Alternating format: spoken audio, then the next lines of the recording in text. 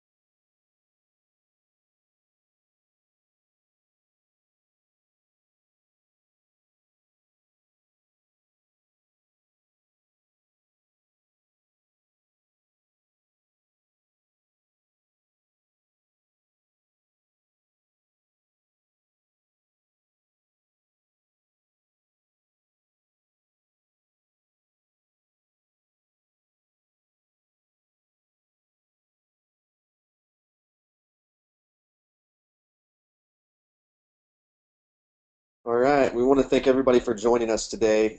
We'll be getting started in about 5 minutes.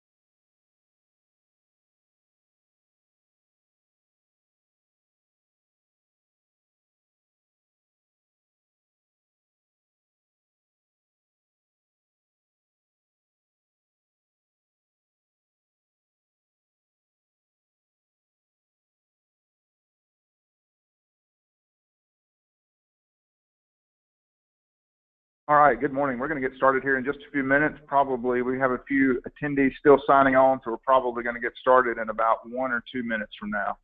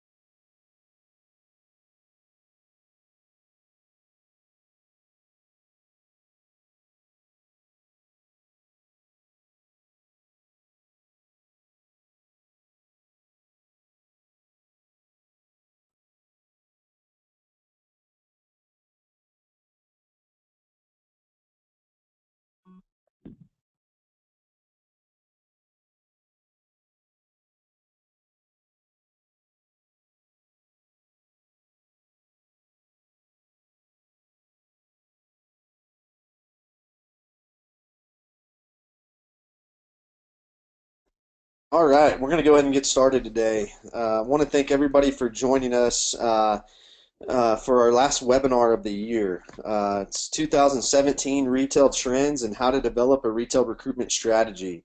So we'll get started here. A couple of things I want to point out just here at the beginning. Number one, we are going to be recording this webinar. So if you like the webinar, you want to share it with other city staff, ED, board members, city council, anything like that, we will be sending out a link to the webinar recording later this afternoon. So wanted to point that out. Also wanted to point out on the right side of your screen, you should have the go-to webinar control panel. On that control panel, there is a tab towards the bottom for questions. And as we go through this webinar, if there are any questions, feel free to click there and ask any questions, and we'll be sure to answer those either during the webinar or at the end of the webinar. So we're going to get started, but thanks again for joining us. Real quick, just want to let you know, for those of you who are new to the Retail Coach, we are a retail recruitment firm. We work with municipalities throughout the country to recruit and retain retail. So we've been doing this for about 16 years. We've got 88% repeat clients, and really have a feel for the retail industry as it relates to municipalities throughout the country. Today, your moderators are going to be myself, Aaron Farmer. I'm the Senior Vice President of the Retail Coach. Been with the Retail Coach going on my 10th year. Worked in over 200 communities throughout the U.S. And then we've also got our Vice President of Operations, Scott Emerson, that'll be joining us. Scott brings a little bit different of a background to the Retail Coach with an architecture degree and an urban planning certificate. Scott's been with us for a number of years and really put together this webinar kind of with the holiday season, with the new retail trends that are happening that we see throughout the year, or we're going to see throughout the end of 2016 and into 2017. And we'll get started here. But our agenda today is, first off, we're going to talk real quick about holiday trends. We're going to talk about Thanksgiving, Black Friday, the weekend behind that. We're going to talk about retail trends to expect in 2017. And then we're going to talk about how to develop a retail recruitment strategy. Now is the time, with the new year approaching, to really focus on on perfecting, if you will, your retail recruitment strategy as a municipality. So we're going to get started here. Like I mentioned, we're going to talk about the holiday season, really going to focus on Black Friday weekend, which happened just a couple of weekends ago. This year, a lot of the, and you probably saw this as you were sitting at home watching football or watching commercials, but a lot of these stores this year, and they started this a couple of years ago, really started their deals on Thanksgiving night, Thanksgiving Day, Thanksgiving night, whether that was somebody like Walmart being open all day Thanksgiving, but starting their Black Friday sales about 6 p.m. on Thanksgiving. And then a lot of these stores had the same Black Friday sales, Thanksgiving sales available online. So there was 154 million shoppers that participated in the Black Friday weekend. This includes online and brick and mortar shoppers. So that's total, that's about 3 million more people participated than in 2015. Shoppers spend an average of about $290 over the weekend. That's down $10 from 2015. But about 1.9 billion was spent on Thanksgiving Day. Once again, that's brick and mortar and online shopping, and then 3.3 billion was spent on Black Friday. So a strong Black Friday. Like I said, a lot of it, especially on the Thanksgiving evening, a lot of it's going to online shopping. But retailers had a strong weekend. You can see just a little quote we have down on the screen, but it was a strong weekend for retailers, but an even better weekend for consumers who took advantage of some of the incredible deals. And that's coming from Matthew Shea, which is the National Retail Federation president. Also for December of 2016, so the next 20 days or so, what we're expecting is, consumers are slowly starting to transition to online shopping. Brick and mortar customers were down, like we mentioned earlier, about 3% from 2015. But really, to this day, only about 9% of shoppers have finished their Christmas shopping. So we're expecting it to be a strong December from all accounts that we're seeing there. One thing that we are expecting is a heavy discounting really throughout all of December. We saw that start with more discounting and more promotions this year during the Black Friday weekend, but also expecting that to continue through December. So just a few little trends we're seeing with the Black Friday weekend and then going into December. But now I want to let Scott talk to you really about the 2017 retail trends. A lot of new things are happening. You probably heard the announcement from Amazon. They're going to be opening some convenience type grocery stores with some unique. You walk in, you scan a card, or you open your iPhone or your smartphone, and you log into Amazon Go. So there's a lot of new trends that are happening there, but I'm gonna let Scott take over and talk about trends for 2017. Thank you, Aaron. I'm going to get started now with 2017 retail trends and just kind of go through this. I know a lot of you are in your local municipalities or in your government leadership roles and probably get asked quite often, so, sort of what's happening. If I'm a local business owner, what's happening in the world that's going to impact us here in our local community. So I just want to give you some trends that we're seeing. It's not that much different than what we've been presenting through 2016, other than the numbers are changing and the outlook is a little bit different. But let's get started here now with our retail trends. Aaron, you may have to help me with the slide change. So what are the key factors that we are targeting and we are keeping our eye on for expansion and redevelopment success? And we obviously are always looking at the national trends, but also the regional brands and then the independents, because each one of those make up your local economy, your local retail market. And so we need to understand sort of what are those key factors.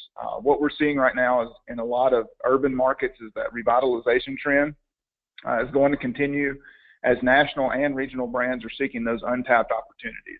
We're seeing a lot of movement back to the downtown cores. We're seeing a lot of movement back into urban lifestyle living, which then promotes growth in your eat and shop and live local campaigns that are really starting at the core. And we really feel like a community should strive to have a healthy blend of not just independent and mom and pop type shoppers, but also those national brands.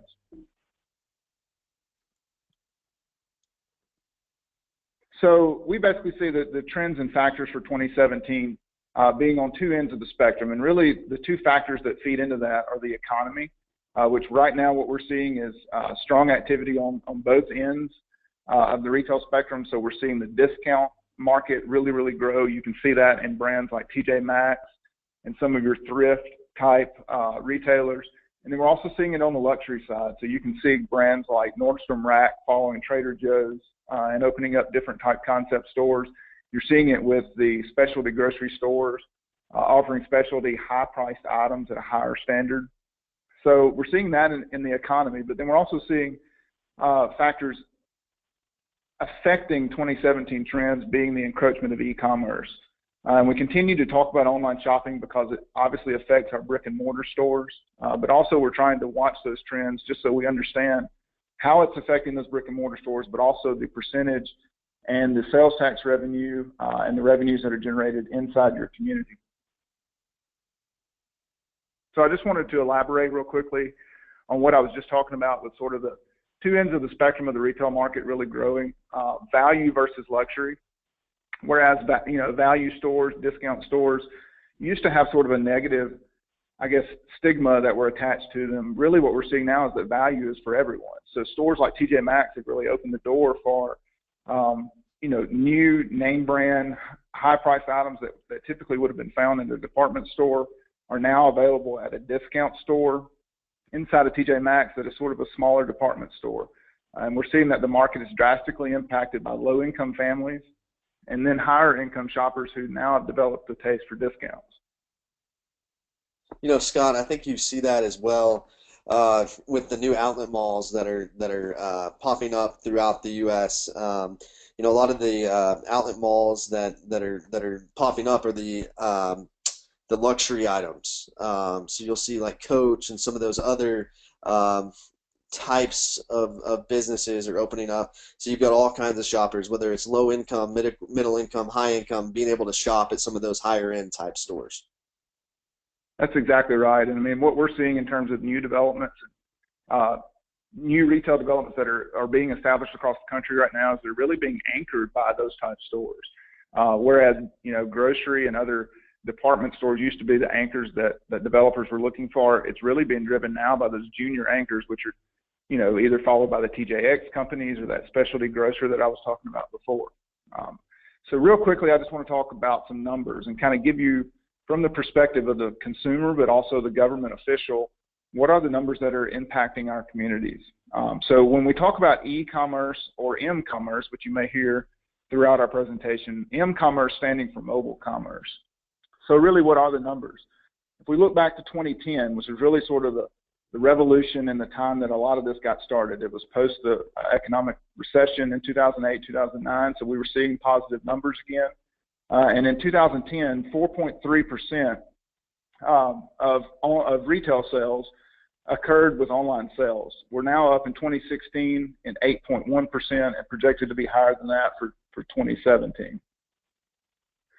I show this just as sort of a funny right here in the middle of our presentation, but it's really true if you think about it. So here's a bookshop that's closing down, and it says, the guy on the bottom says, I might see if they're any cheaper online. Unfortunately, that is the perspective of a lot of consumers in today's market. The ease, obviously, is one thing that is driving online sales shopping right now, specifically for, you can order it online today, and it shows up on your doorstep tomorrow, and you probably got a better deal on it there. So what we want to show are those factors that are continuing to drive brick and mortar stores, but also those campaigns that you can put out there that we can start to voice from the consumer's demand. I guess the idea that shop local really does feed back into our economy.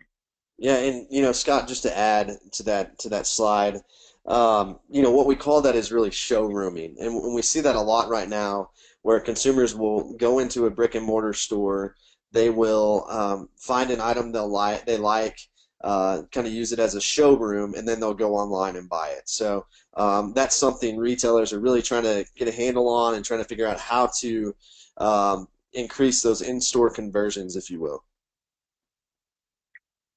So online retail sales have grown at a compound annual rate of 10% between 2012 and 2017. By 2017, the numbers that we have show that the web will account for 10% of all U.S. retail sales, and that's really significant when you start looking at basically taking out 10% share of the market that your brick and mortar stores used to include inside their revenues.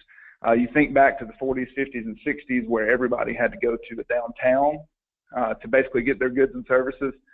This model is certainly flipping that on its head, and goods and services are certainly more easy to acquire, specifically through online sales.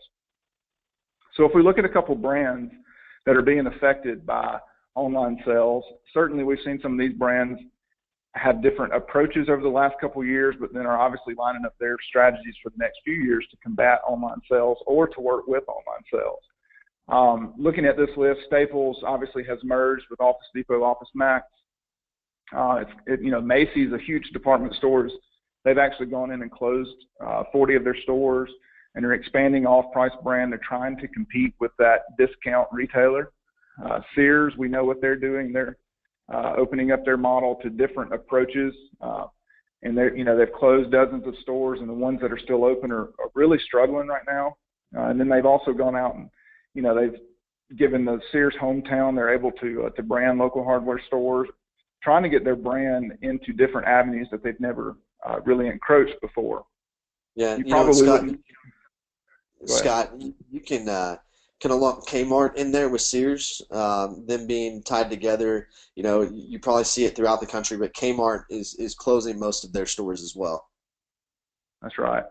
And certainly we would never think Walmart would be included in a list that's talking about store closings.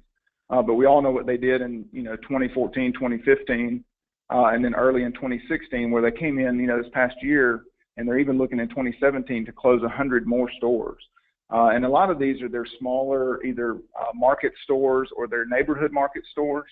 And some of them is really just a numbers issue from the entire corporate structure. But you certainly wouldn't think Walmart would be included in that, because they're certainly a retail giant. We're also seeing Nordstrom doing things like eliminating hundreds of jobs and then adapting to the online sales by going out and saying, we need to open up a new brand. So the Nordstrom Rack brand is really growing across the country right now. So e-commerce is a channel. It's just like any other form of distribution. Growth does not continue at a rapid double-digit rate forever. And that's the senior partner of BCG saying that. So we think, obviously, that there is a way to combat this, but there's also a way to work with it if you're a local mom and pop independent store out there competing with online sales. So this is an interesting fact. 37% of shoppers actually start on a mobile device. We all have these in our hands. A lot of us live and die by our mobile devices. But look at these numbers. So 72% are researching an item or checking prices on a smartphone before buying. But only 21% of those shoppers are actually buying the item on a smartphone after they go to a physical location. So the majority are inclined to make their purchases in stores. And that's what I want to show you over the next couple slides. If you remember my earlier slide where I said that the web will account for 10% of all U.S. retail sales, this means that 90% of all retail sales in the U.S. are still occurring in a brick and mortar site. That is significant. So if we look at what national retail chains are doing, and including those that are doing well, they're boosting their online sales, and they're also reducing their physical store size. So this is we've seen this with a number of brands. You can look at brands like Best Buy. You can look at other grocery stores who are reducing their footprint, but in increasing their online sales presence. Today's consumers prefer ease and experience. Shopping in a physical store should be fun, social, and a rewarding experience that can't be replicated online. The retail coach and what we're seeing across the country right now, we really tell our folks and a lot of our independent businesses where we're working on retention of business, we tell them really that the winners are the folks that adapt to multi-channel ways of getting their product out there. So multi-channel retailers who recognize the nuances and how people want to purchase their particular product. So they're going about it by increasing the experience inside their store and offering good prices in a brick and mortar site, but then they're also increasing their presence in an online store. So look at a couple brands real quickly that are planned openings for the next 2 years. So this gives you the outlook of what some of these brands are doing over the next couple of years with their store sizes and territories. We know TJ Maxx because we've already talked about the TJX company's brand, and you can see TJX and Ross are listed here. Nordstrom Rack that I've mentioned several times are looking at increasing their stores by 30 over the next 2 years. Discount stores, so those general merchandise type stores like Walmart, still, even though we talked about are looking at closing 100 stores, they're still looking at opening 100. Dollar Tree are certainly on the move with, the merge, but then also, looking at opening 600 stores. Go ahead, Aaron. Oh, no, I was going to say, yeah, Walmart, just to emphasize what you were saying, they're closing some of those low-performing stores, if you will, and opening 300 more. So there's a net positive there, which is a good thing. But some of these Whole Foods is a good example too. We have them opening 83 new stores. They have that new concept out. We're going to talk about it here in a minute, but it's the 365 by Whole Foods, where they're trying to focus more on that middle end type consumer. But these numbers are good. These numbers point to a positive retail outlook for the next year. Certainly grocers are going to be a big factor for 2016, 2017. We've already seen some of that in 2016. Aaron just talked about what Whole Foods is doing. But it's the guys like Sprouts, Fresh Market, Trader Joe's that are out in the world that are competing right now and opening up stores in new markets, and even looking at secondary and tertiary markets for new developments. And then we're also seeing the low end of grocers, growing. So you're seeing a lot of those discount grocers that compete with Walmart for grocery also expanding right now. And then certainly in terms of restaurants, it seems to be the casual quick serve restaurants that are certainly growing right now. So just looking at categories and what is planned for retail growth for 2016, 2017, it's going to continue to be the fitness and health spa concepts. Those drugstores are going to continue to grow. So anything centered around health and beauty. We just talked about grocery, but then fast food and specifically fast casual dining. So the guys like Chick-fil-A, Zaxby's, Chipotle, some of those brands are going to continue to grow. And then those trendy, cool streets brands. So a lot of those independent brands that are regional, that may have 5 or 6 locations in urban markets across the country, are going to continue to grow. Who is contracting for 2016, 2017? We have certainly over the last decade seen a decline in bookstores. And these are ones that, we were just talking about online sales. They probably have to combat and go to war with online sales the most. And what we're seeing is that they're actually out there in the world competing. So if you can get someone to purchase online and then pick up in store, you've actually probably increased your sales there. Certainly video stores are a thing of the past. Do-it-yourself home stores, that mid-priced apparel and that mid-priced grocery we just talked about earlier, the JCPenney's, the Belks, the McRae's, some of those department stores that were really big in sort of the 90s and 2000s are really starting to have to fight their way to compete with those guys like TJ Maxx and Nordstrom Rack, those mid-junior anchor type stores. So we talked a little bit about inside your store, inside the brick and mortar stores. What we're seeing is that even large corporations are adapting and creating an experience. And so I want to talk to you real quickly about experiential retail. So we're seeing guys like Whole Foods go out there, and now while you shop at certain Whole Foods in certain markets, you can have a slice of pizza and a beer in your hand. There might be a tattoo store in the front corner, and there's other things in that market that are addressing the issues and trying to attract the demographic of the type people that they have in that market. So like I said, just national brands that are adapting to this. Urban Outfitters has joined with a pizzeria. So it's really offering an interactive shopping experience. So imagine shopping in an Urban Outfitters with a beer in your hand and a slice of pizza. These are some brands that we're noticing across the country pop up in some specific urban markets, but they're also growing nationally. So Shinola is a brand that I'll talk about in just a second, but there's certainly other brands like Warby Parker. You've seen national TV commercials for them. High growing brands. And if your city or your community is one that is looking for sort of that urban cool streets effect and trying to create a unique market, these are certainly national brands that might be interested in the right urban market. Yeah, and Scott, I want to add a little bit to that slide there too. We're seeing, I live just outside of the Austin, Texas market. I live in a small growing community, Dripping Springs, Texas, and we have a really neat downtown area that's growing, becoming better over time in our community, and we're even seeing these local regional businesses really focus on that experience. I think about this new boutique that opened up where same type of thing. They've got water, they've got Cokes, they've got a beer that you can have when you walk in the store, but then they also have a little courtyard with washers and different games for really men and kids and those sort of things while your wife shops and those sort of things. So we're really seeing not just the regional and national retailers focus on that experience, but we're also seeing that happen with some of the local and regional businesses. And I think that's they're just realizing if they're going to compete with some of these newer, trendier type brands, they have to do that. Well, and national brands, even some of the big corporate brands are now, they're now hiring a CXO, so a Chief Experience Officer. They're addressing this in their brand right off the bat. But I was going to speak to an experience I had a couple weeks ago. Was in Kansas City, right outside Kansas City, Missouri, in a very high-end shopping lifestyle center. Walked into a Warby Parker eyewear store, and they have a Starbucks, a barista set up there who was offering coffee while you drink. But Warby Parker is a store that's about probably 400 or 500 square feet, very small, but very high end.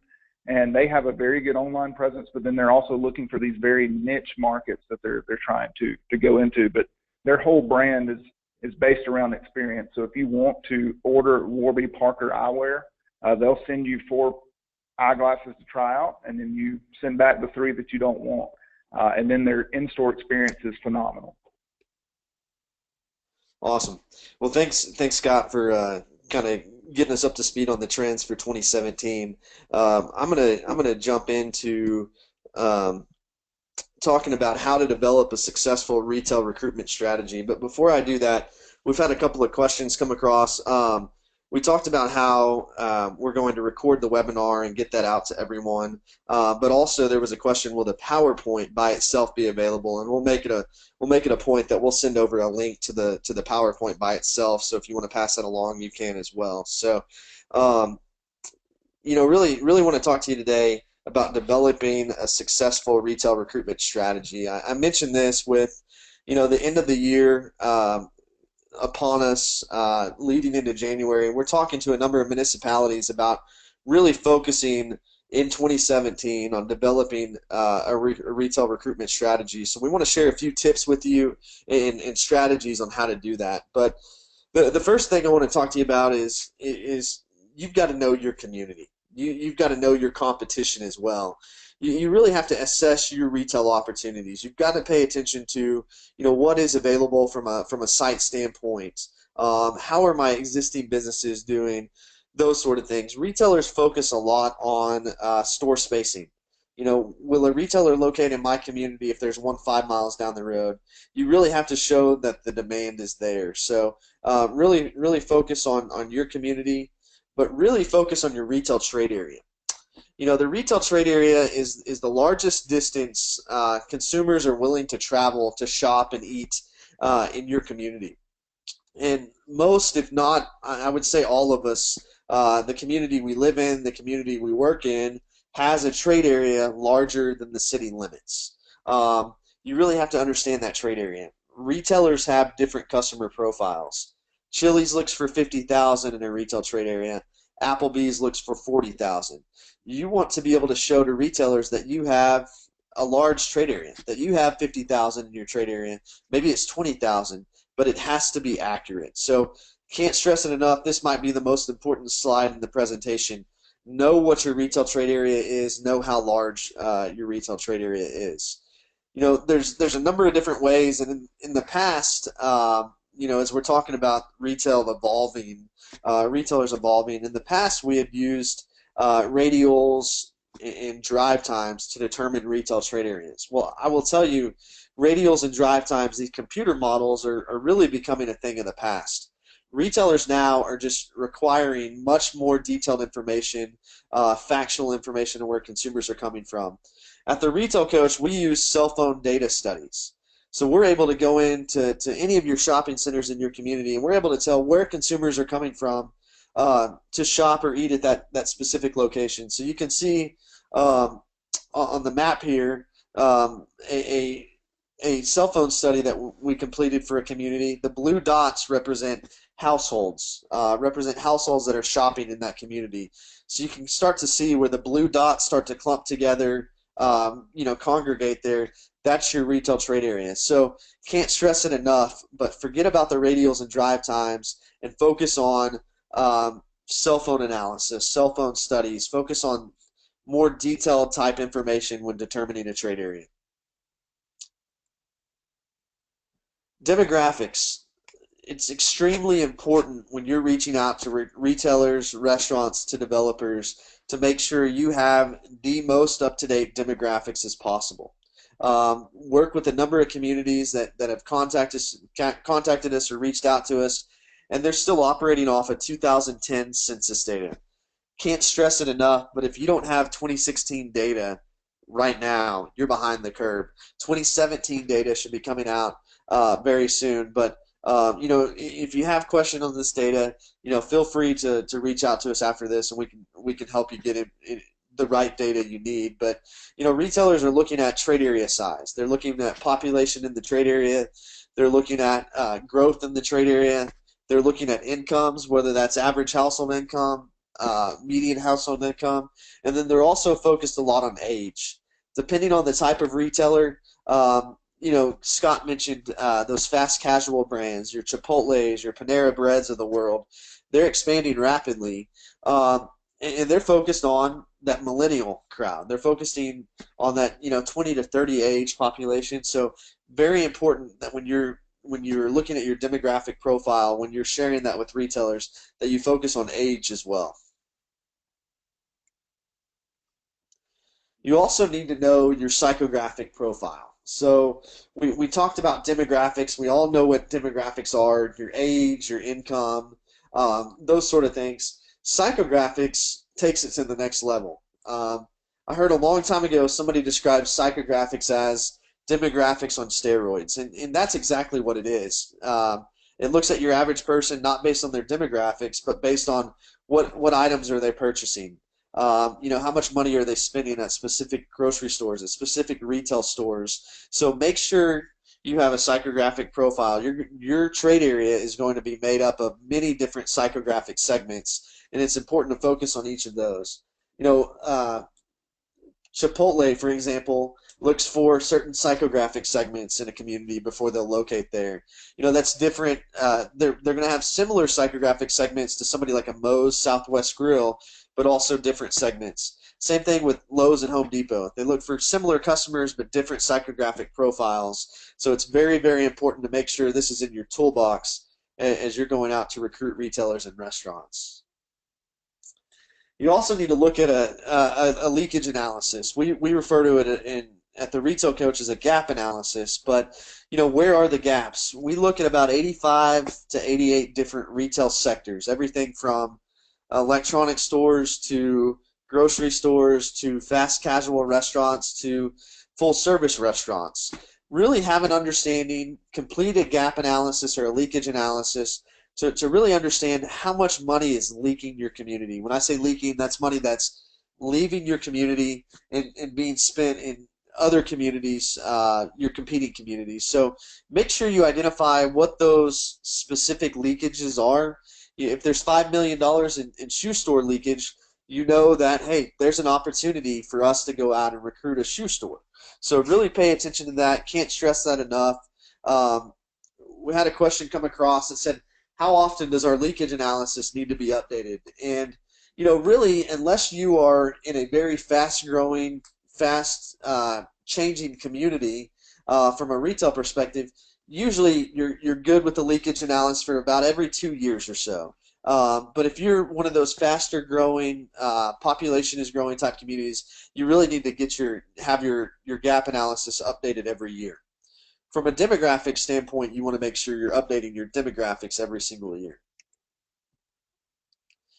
Can't stress it enough, but you really have to have a feel and you really have to know what your workforce or your daytime population is. Can't stress it enough, but specifically as it relates to restaurants, restaurants are looking for high daytime and workforce populations. Had an interesting community that we're working in where if you just looked at traditional daytime or workforce population numbers, it didn't really tell a good story. But when our team at the Retail Coach really dove into this community, we found that actually they had a significant or had a high workforce or daytime population. It was a lot of stay-at-home mom and dads, and then it was a lot of work from home uh, employees in this community.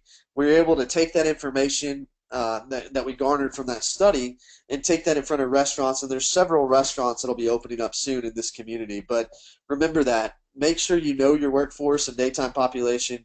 That's going to be particularly important to restaurants. Conduct a consumer spending survey. We've done this recently in a number of communities, but really get a feel for what your community wants. Get a feel for what your consumer wants. Are they looking for, certain brands? Are they looking for certain types of retail, certain types of restaurants they have to leave the community for? Really conduct that survey, at least once a year, once every 2 years, because you garner some good information from that. And also, it's just some extra ammunition to take to retailers you're looking to recruit. Maybe it's a retailer that's not completely sold on your community. Maybe the numbers haven't completely sold them. Maybe this consumer spending survey might put them over the edge there. So make sure you have that completed. I mentioned that the retail trade area slide was probably the most important slide in this presentation. I think probably the second most important slide is to know what sites are available in your community. The first question a retailer is going to ask is, where can I put my business? What sites do you have available? You as a municipality, as an economic development director, need to be able to provide sites really same day. If not the same day, the next day. Can't stress it enough, but you need to have a database of available sites ready to go. And when I say available sites, I'm talking about, greenfield sites, I'm talking about vacant spaces, but I'm also talking about redevelopment properties. It could be, a 1 acre site that has an old convenience store that's shut down on it. Make sure you have a mix of existing businesses or existing redevelopment sites and new sites, but can't stress that enough. Have a database ready to go so that if you're asked that question, you can send out those sites immediately. Also, what needs to be done is conducting a land use analysis. I'd love for you, next time you leave your community, and really the next time you drive into your community, try looking at your community through the eyes of a retailer. What do you see as far as what are the entrances? What are the gateways into the community look like? Our medians mode. We've got something at the Retail Coach, a phrase we always say, and probably say it on a daily basis, but community development precedes economic development.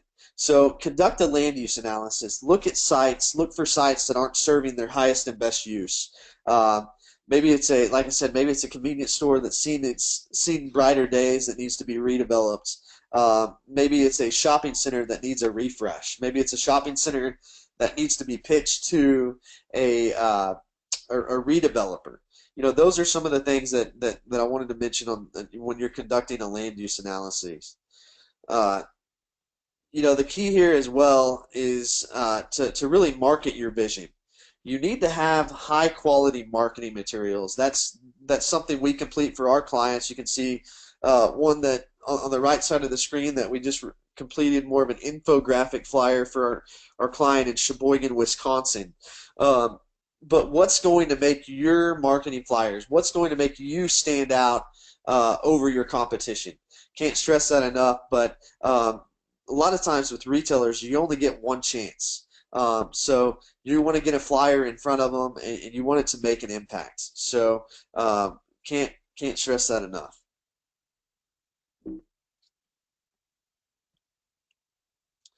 Also want to stress to you to be innovative.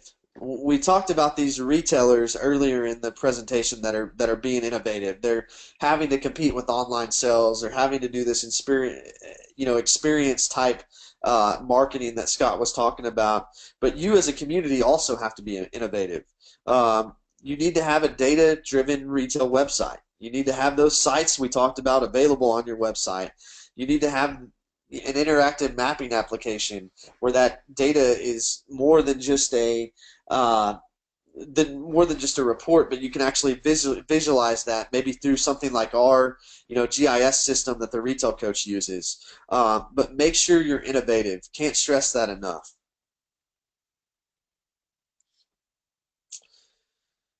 I want to talk about targeting specific retailers and restaurants, but I want to try to get to um, a few questions we had real quick. The first question is, how do you execute a consumer spending survey? Is it interviews? Is it mailings? Is it Facebook? Is it SurveyMonkey? And I will tell you, at the Retail Coach, we use a number of different survey methods, if you will. Right now, what we have found to be the most effective is using an online service such as SurveyMonkey. You need to get that out on your website. If you have, if you do have utility billing, maybe put that link in your utility billing that you send out to your customers. Facebook is big. Everybody's on social media now, or almost everyone. So make sure you're getting it out on Facebook. Not really seeing much of the actual interviews or in-person surveying as much anymore. It's mostly focused on the interactive type survey. So hopefully, Karen, hopefully that answered your question. Um, and then we're gonna continue on, and we'll answer a few more questions towards the end. Um, really want to talk about implementing this strategy, getting in front of retailers, getting in front of developers, and targeting the right retailers for recruitment. Can't stress this enough, but target retailers that fit your community.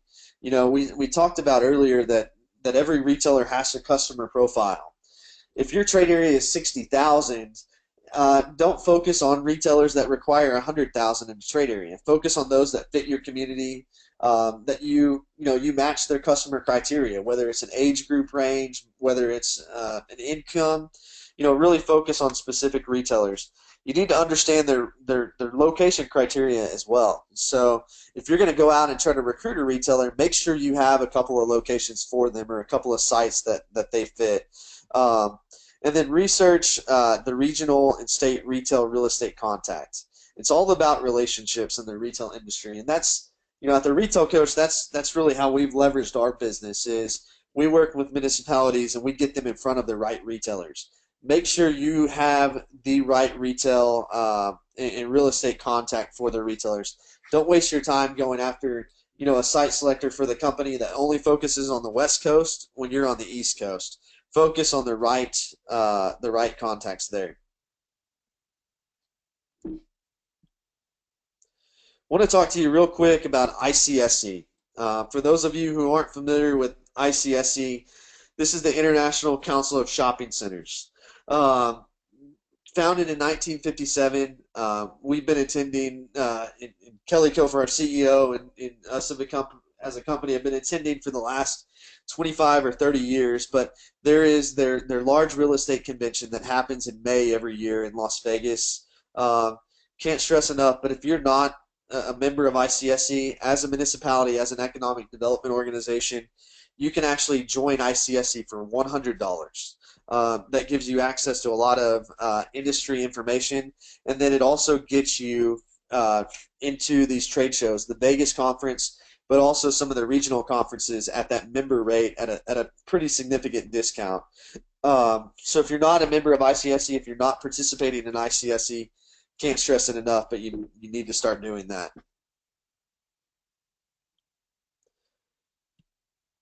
Representation at ICSC, I will tell you, we represent all of our clients at ICSC, but you as a municipality or economic development organization, you have the ability to have a booth.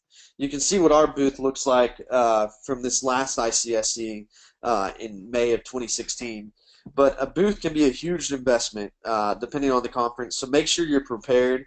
Can't stress it enough, but make sure you have enough staff. At least have 2 staff members attending ICSC, so that you at least always have one person manning the booth and then someone else walking the hall. That's how you're going to be successful out at ICSC. Really representing your community, it takes a couple of different things, but it takes being prepared. You want to map your agenda. You want to focus on the retailers that are that fit your community. Don't waste your time at the others. You need to have realistic goals and expectations. Can't stress this enough, but don't go out to ICSC expecting a deal to take place. Go out to ICSC or really any of these regional retail events expecting to make a contact. It's a networking event is what it is. And then sell your community first, then sell those sites we talked about.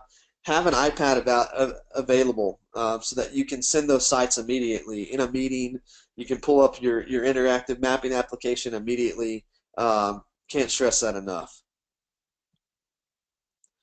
A few last slides we want to focus on, but just wanted to stress that national franchising or national franchises are attracting more entrepreneurs than ever before. Franchises, businesses continue their growth trend in 2017. They're outpacing the economy wide pace for the 6th consecutive year. So franchises are going to be responsible for 278,000 new jobs, 13,359 new business establishments, and then also 994 billion in economic output in 2017. So really make sure you're focusing on the recruitment of national retailers, regional retailers, local retailers, and then also franchises. For your community to be successful, it's going to need to have a healthy mix of all of those.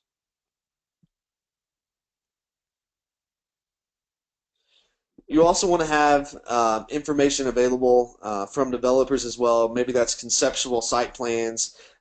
If you have incentive packages in your community, you want to have those available.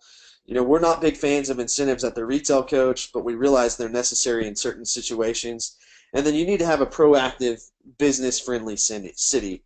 Can't stress that enough. Retailers go to where the deals are the quickest and the easiest. So if they're going to have to cut through a bunch of red tape to get into your community, they're likely going to move to one of your competing communities. So you need to be pro-business friendly. And then the last slide here I want to talk about is really taking a long-term approach. We see a lot of communities that focus on retail recruitment for a year, and then they forget about it, or they take a step back. The communities we work in, and really why we have an 88% repeat client rate, is we're focused on a long-term approach. A lot of our new contracts with the municipalities are at least for 3 years. But remember that retail recruitment is a process and not an event. It takes typically 12 to 18 months to get a retailer or a restaurant in after first initial contact, and many times longer than that. So want to stress that retail recruitment is a process and not an event. We've had a few other questions come in, and I'm going to answer those here shortly, but wanted to share with you on the current slide here my contact information. If you have any questions after this webinar, my cell number is on the screen here, and also my email address at afarmer@theretailcoach.net. So if you have any other questions you think about at the end, really let us know. But had a couple of questions come in. One of them was, what if your retail gap analysis indicates that your community has positive numbers for all sectors, so there's surpluses? How do you use this as a selling feature? I will tell you, I don't know that I've ever ran across a community that has surpluses for every category, so no leakages. I will tell you, I don't even know that that's possible. The way that we look at our gap analysis is we look at potential sales based off of the trade area, and we compare that to actual sales within the city.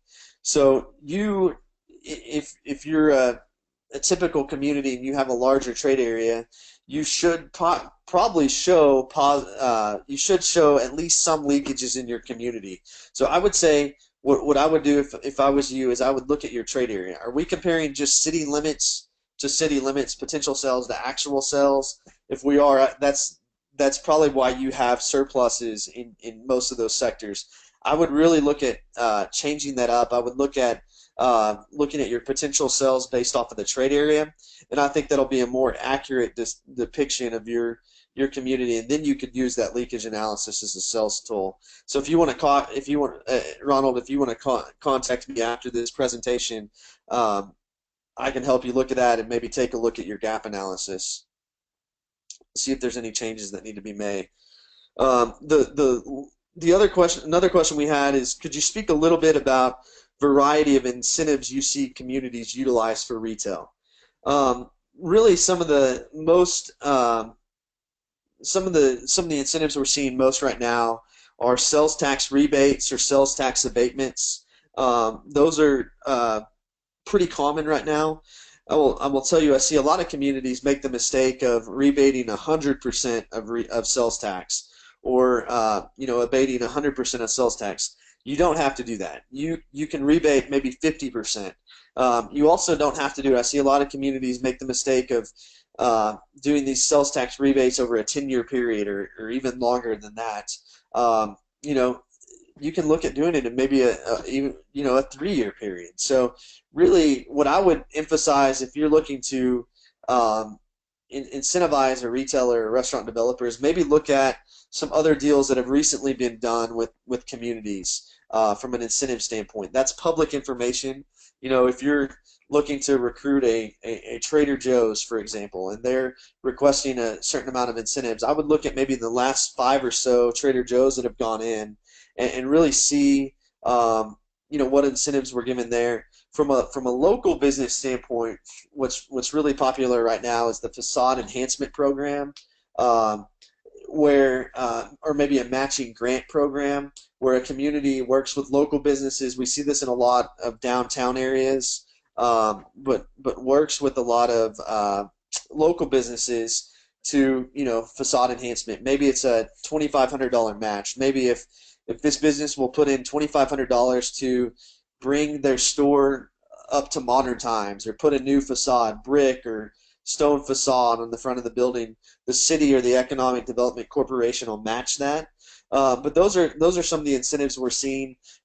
You do see a lot of times, and I'm not a big fan of this, but you do see where municipalities will give free land to retailers.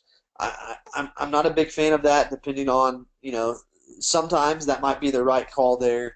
But those are some of the trends we're seeing. But we've had a few other questions come in, and we'll try to answer those after the webinar. Try to get back with each of you. But want to thank you again for joining us on the webinar. Like I said, if there's any questions after this, my email address is afarmer@theretailcoach.net. And this afternoon we'll send out a copy of the webinar recorded. If you want to share that with anybody in your office or any of your board members, and then we also will send over the PowerPoint as well as a link. So, really want to thank everybody for joining us today. Scott, thanks for joining us on the web for kind of co-moderating this webinar with me. And I want to tell you, we're going to start really early in January with another webinar, and really going to focus on trends and impacts, and try to get some site selectors, retailers, developers to join us on this webinars. So we will make sure and keep you up to speed on those. And thanks again for joining us. If you have any other questions, like I said, feel free to email them to us. And everyone have a great holiday season, and we will talk to you soon. Thank you. Thank you.